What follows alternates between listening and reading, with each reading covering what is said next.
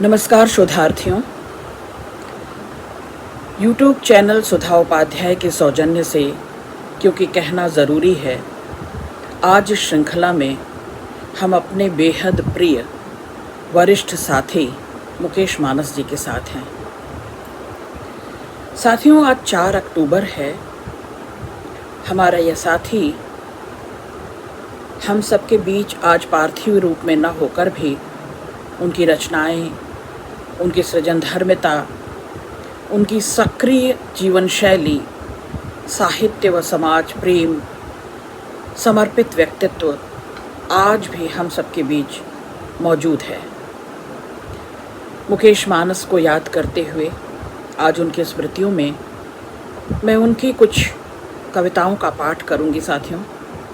और शोधार्थियों, उन कविताओं के बहाने आपको बहुत कुछ जानने, चिन्हने, पहचानने का अवसर मिलेगा अपने परिवेश के प्रति, अपने समाज के प्रति, और जो उनका उग्र रवैया था, जो उनके भीतर विद्रोह और विरोध का सैलाब था, और जो उनके जनसरोकार को हम सबके साथ जोड़ता था, जो उनके जनगीत थे, जन चेतना और जन जागरूकता से भरपूर जो उनकी कविताएं थीं। शोधार्थियों, आज हम उन पर भी विवेचन विश्लेषण करेंगे। शोधार्थियों, 15 अगस्त 1973 को बुलंदशहर में जन्मे मुकेश मानस की उच्च शिक्षा दिल्ली विश्वविद्यालय से हुई और इसी विश्वविद्यालय से सत्यवती कॉलेज के हिंदी विभाग में वे लगातार अध्यापन करते रहे। एक बेहद संवेदनशील कथाकार, कवि, संपादक और विचारशील वक्ता के रूप में हम सब के बीच उनकी पहचान थी। उनका लेखन वामपंथी विचारधारा से होते हुए अम्बेडकरवाद की ओर मुड़ा। जो साथी जानते हैं और जो उनके बहुत समीप रहे हैं, जिन्हें उनका सानिध्य सुख मिला है, वे जानते हैं कि विद्यार्थी जीवन से ही वे अंकुर नामक स्वयंसेवी संस्था से जुड़े रहे। दिल्ली के दक्षिणपुरी में नौजवान भारत सभा के तहत जनवादी मुहिम को उन्होंने आगे बढ़ाया। 2011 में उन्होंने आरोही बुक ट्रस्ट की स्थापना की, समय संज्ञान नामक मंच पर निर्माण किया और इसी वर्ष मगहर पत्रिका का संपादन भी इन्होंने शुरू किया। इनकी प्रमुख रचनाएं अगर आप देखें तो धूप है खिली हुई, ये कविता संग्रह इनका 2020 में आया। भीतर बुद्ध हैं, ये कविता संग्रह 2014 में आ चुका था। दलित साहित्य के बुनियादी सरोकार या आलोचना है, 2013 में आई। हिंदी कविता की तीसरी धारा, ये भी आलोचना है, ये 2011 में आई। पंडित जी का मंदिर, ये कहानी संग्रह उनका 2012 में। कागज़ एक पेड़ है, ये कविता संग्रह 2010, जो उन्होंने बहुत प्रेम से, बहुत स्नेह से मुझे भेंट भी किया। मीडिया लेखन, सिद्धांत और व्यवहार 2006 में। 1984 कहानी संग्रह है, ये 2005 में। 1906 में पतंग और चरखड़ी, ये कविता संग्रह 2001 में। सावित्रीबाई फुले 2012 और अंबेडकर का सपना 2012। दलित समस्या और भगत सिंह 2011 में।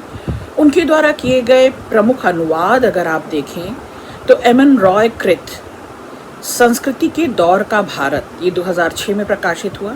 कांचा इलैया कृत मैं हिंदू नहीं क्यों नहीं हूँ, ये 2003 में।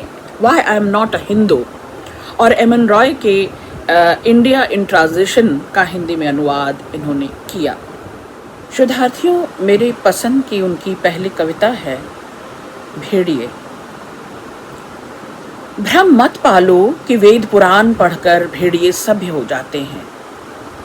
भ्रम मत पालो कि वेद पुराण पढ़कर भेड़िए सभ्य हो जाते हैं। भ्रम मत पालो कि सभ्य भेड़ियों के नाखून नहीं होते। भ्रम मत पालो कि विकास के क्रम में भेड़िए खत्म हो जाएंगे। भ्रम मत पालो कि भेड़िए तुम्हारी कविता पढ़कर, तुम्हारी व्यथा सुनकर पिघल जाएंगे। यह सच है, यह सच है कि भेड़िए हर जगह होते हैं और सभी भेड़िए हिंस्र होते हैं। कि भेड़िए हर जगह होते हैं और सभी भेड़िए हिंस्र होते हैं। भ्रम मत पालो कि सभी भेड़िए हिंस्र नहीं होते। साथियों, इस तरह की बेबाक कविताएं, बेबाक टिप्पणियां, बेबाक राय और बिंदास शैली मुकेश मानस की पहचान थी। मुकेश मानस दरअसल धर्म, जात पात, वर्ग, समूह, समुदाय और जो भेदभाव इस सामाजिक पूरे परिवेश में, पूरे पर्यावरण में जो प्रदूषण की तरह फैली हुई है, इस पर हमेशा कुठाराघात करते रहे। बाआवाज़ वे हस्तक्षेप करते रहे, बाआवाज़ वो हर उस कमज़ोर तबके के साथ जो मुखर नहीं है, जो जो निहायत असहाय है, जो लगातार हाशिए पर कर दिया गया है और जिसको जात पात और वर्ग, वर्ण, समुदाय में बांटा जा रहा हो, विभाजित किया जा रहा हो, मुकेश मानस उसकी शिनाख्त करते थे। और न केवल शिनाख्त करते थे बल्कि बाआवाज़ आवाज़ बुलंद करते हुए दूसरों को चेताते थे, जगाते थे। ये कविता चेतावनी की कविता है।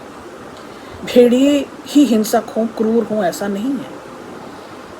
इस समाज में चौपाए ही केवल हिंसक हों, क्रूर हों, पशुतर हों। मनुष्य और मनुष्य प्रजाति में जो मननशील नहीं है, जो धर्म, जात, समुदाय का, वर्ग का, वर्ण का भेदभाव करते हैं, जो मानव में फ़र्क करते हैं, जो मानवतावादी दृष्टिकोण नहीं रखते, जो मानवीयता नहीं रखते, जो इंसानी हक और हुकूक की बात नहीं समझते, वे सब उन भेड़ियों से कहीं बदतर हैं, कहीं हिंसक और क्रूर हैं। तो वो हिंसा, वो क्रूरता, वो पशुता दो पायों में भी दिखाई देती है और इसकी शिनाख्त मुकेश मानस करते हैं। शोधार्थियों, मुकेश मानस हिंदी कविता के उस धारा के कवि हैं जहाँ यथार्थ कला का मुखापेक्षी नहीं है।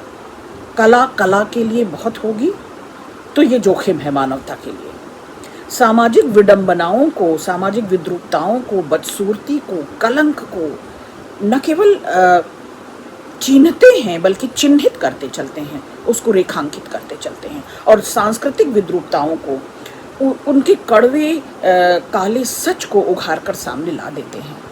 और अपने इसी बेलौस, बिंदास और बेखौफ शैली के कारण, अपने इस रवैये के कारण दरअसल वे समाज में नेपथ्य से गुहार नहीं करते बल्कि फ्रंट पर आकर खुलकर सामने उनकी रचनाएं और उनकी कविताएं संवाद करती हैं।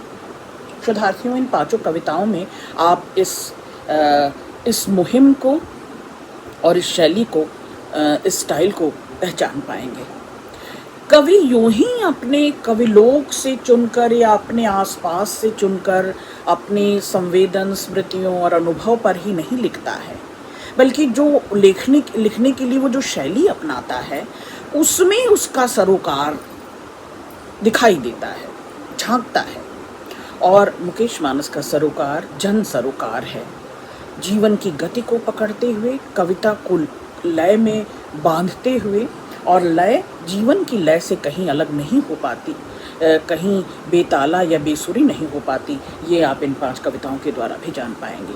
तो वे दरअसल कविता से उम्मीद रखते थे, वे साहित्य से उम्मीद रखते थे।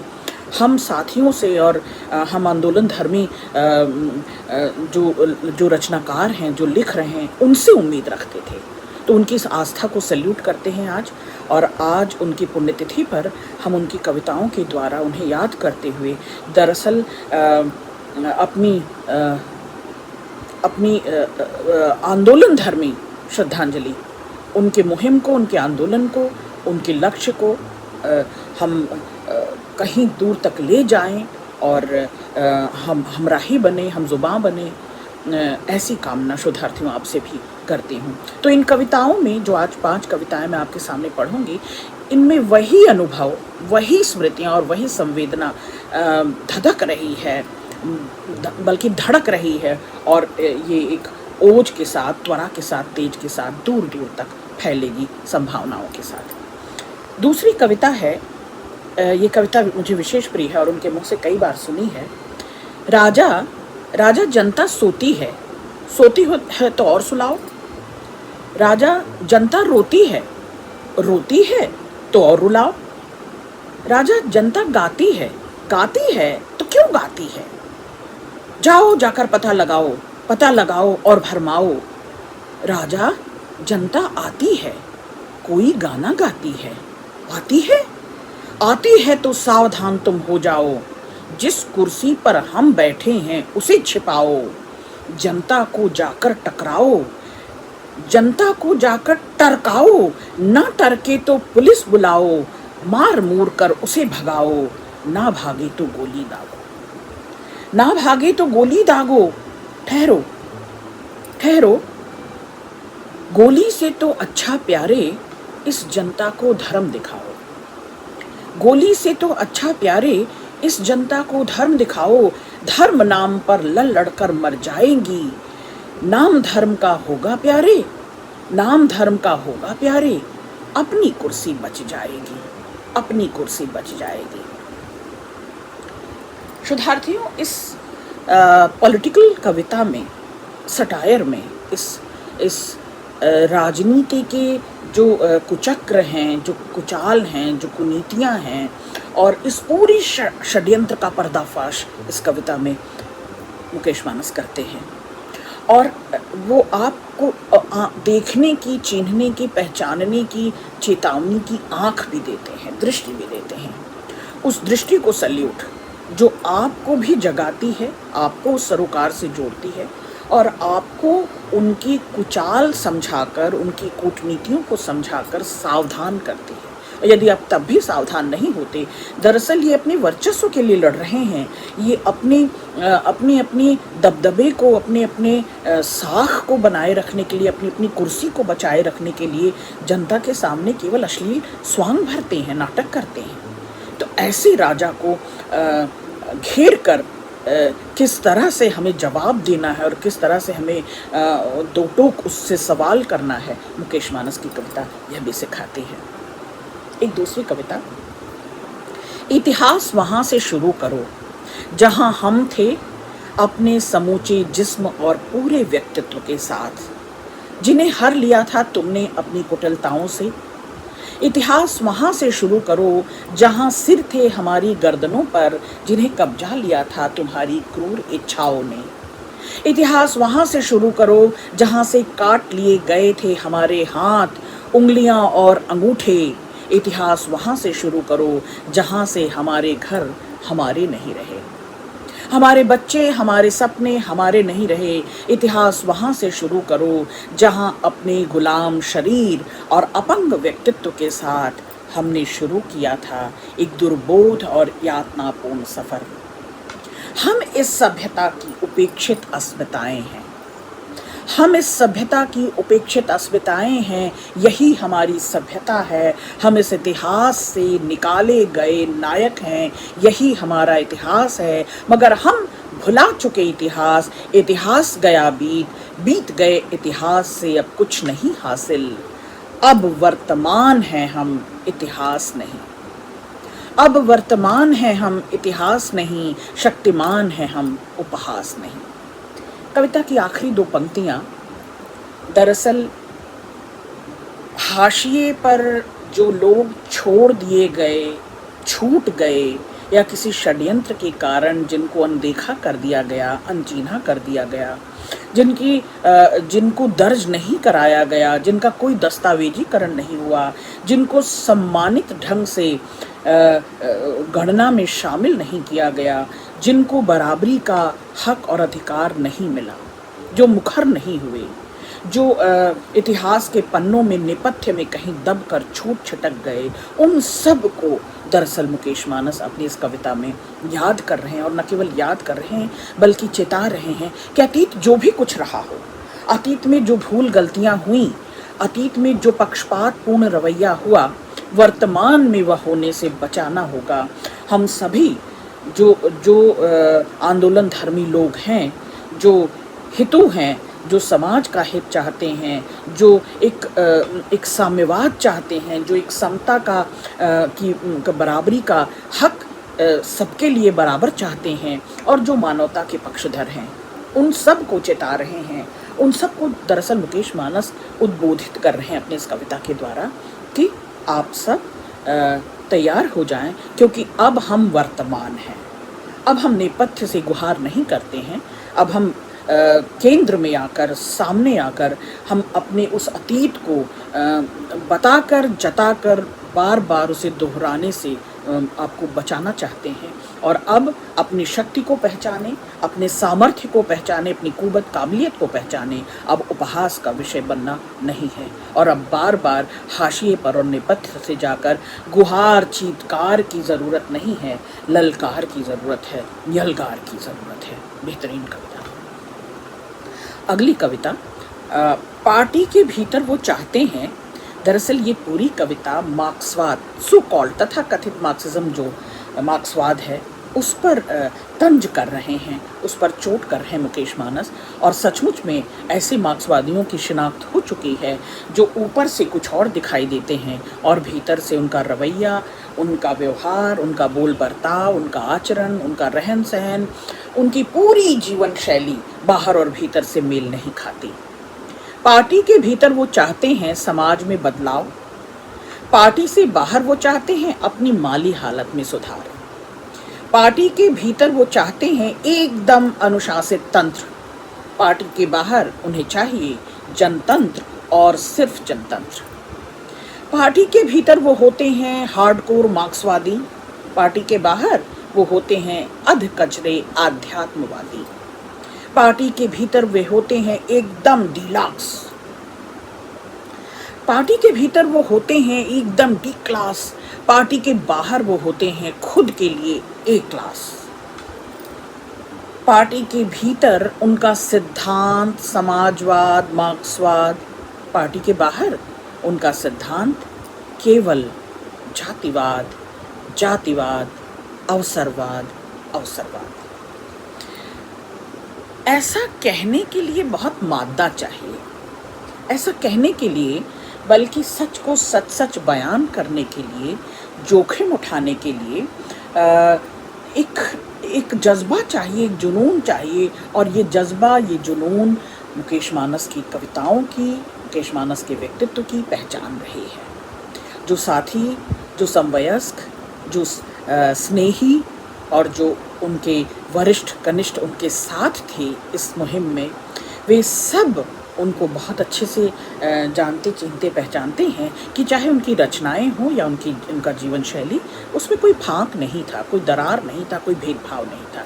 इसलिए इस तरह के दो मुहे लोगों, दो गले लोगों, दो व्यवहार में कुछ, बर्ताव में कुछ, ऊपर से कुछ और बाहर से कुछ, भीतर से कुछ, ऐसे लोगों को खरी खरी वही सुना सकता है जो खुद खरा होता है, निश्चय ही साथियों। और आज मुकेश मानस को याद करते हुए उनकी पुण्यतिथि पर हम कल विजयदशमी मनाएंगे सभी। और इस विजयदशमी की समसामयिकता पर, इस विजयदशमी की प्रासंगिकता पर उनकी एक छोटी सी कविता है। और ये कविता प्रायः मैं अपनी आधुनिक कविताओं, साठोत्तरी कविताओं और अपने पसंद के कवियों को पढ़ते हुए इसकी तुलना करती हूँ अपने विद्यार्थियों के बीच में। शुद्धार्थियों, आप भी इसे सुने। राम ने पुतलों में आग लगाई, अन्याय पर न्याय ने विजय पाई। ये संदेश दूर दूर तक हम फैलाते हैं, अपने बच्चों को, अपने आने वाली नस्लों को, फसलों को ये समझाते हैं। राम ने पुतलों में आग लगाई, अन्याय पर न्याय ने विजय पाई, आयोजकों ने दी बधाई, लोगों ने खुशी मनाई। विजयदशमी का पर्व इसी तरह मनाते हैं और हर साल विजयदशमी मनानी पड़ती है। इस धरा पर जलाए गए रावण कितने बड़े बड़े, सिंबॉलिक है ये कविता। आप देखें, बहुत ध्यान से इसे सुने। ये कविता प्रतीकात्मक है कई मायनों में। इस धरा पर जलाए गए रावण कितने बड़े बड़े, और हंसते रहे अन्यायी, और हंसते रहे अन्यायी, जीवित खड़े खड़े। पुतले जलाए जाते हैं। दरअसल शुद्धार्थियों, मुकेश मानस इस कविता में कहना चाहते हैं कि पुतलों के जलाने से कुछ नहीं होगा, ये पर्व, विजय पर्व मनाने से कुछ नहीं होगा, ये अन्याय पर न्याय की जीत, असत्य पर सत्य की जीत, ये संदेश बार बार दोहराने से भी कुछ नहीं होगा। यदि रावण की मंशा लिए लोग, रावण सा मन लिए लोग, व्यवहार आचरण बोल बर्ताव लिए लोग, रावण से भी सरीखे बड़े बड़े, रावण से भी अधिक दम्भी, पक्षपाती, क्रूर, हिंसक, अराजक, असत्य और अनीति को रोज रोज व्यवहार में लाने वाले लोग खड़े होकर, जीवित खड़े हुए हंसते रहे, ठहाके लगाते रहे, ठहास लगाते रहे, तो विजयदशमी पर्व की क्या प्रासंगिकता रह जाएगी। बेहतरीन कविताओं के साथ शोधार्थियों, आज हम उनके पुण्य स्मृतियों को शत शत नमन करते हैं। विनम्र श्रद्धांजलि।